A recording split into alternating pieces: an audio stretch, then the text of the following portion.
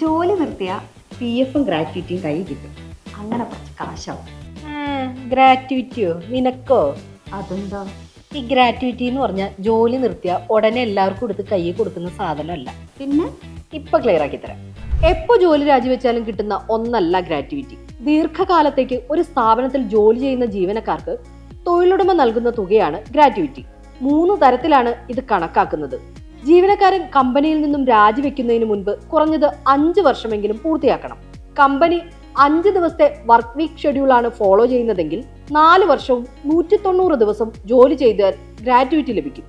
6 ദിവസത്തെ week ഷെഡ്യൂളിലാണ് company മുന്നോട്ട് പോകുന്നതെങ്കിൽ 4 വർഷവും 240 ദിവസവും സേവനം പൂർത്തിയാക്കിയാൽ ഗ്രാറ്റുവിറ്റി ക്ലെയിം ചെയ്യാവുന്നതാണ്. ഒരു സ്ഥാപനത്തിനുള്ളിൽ ഒരു ജീവനക്കാരൻ 4 വർഷവും 6 മാസവും ജോലിക്ക് ഹാജരായിട്ടുണ്ടെങ്കിൽ 1972 ഗ്രാറ്റുവിറ്റിയുടെ പേയ്മെന്റ് ആക്ട് പ്രകാരം അവർക്ക് ഗ്രാറ്റുവിറ്റിക്ക് അർഹതയുണ്ടെന്നാണ്. ഇനി തൊഴിലാളിയുടെ മരണം, അപകടം, അസുഖം മൂലം ജോലി ചെയ്യാൻ കഴിയാത്ത അവസ്ഥ തുടങ്ങിയ സാഹചര്യങ്ങളിൽ 5 വർഷം അല്ലെങ്കിൽ ഈ പറഞ്ഞ വർഷം ആയില്ലെങ്കിൽ പോലും ഗ്രാറ്റുവിറ്റി ക്ലെയിം ചെയ്യാവുന്നതാണ്.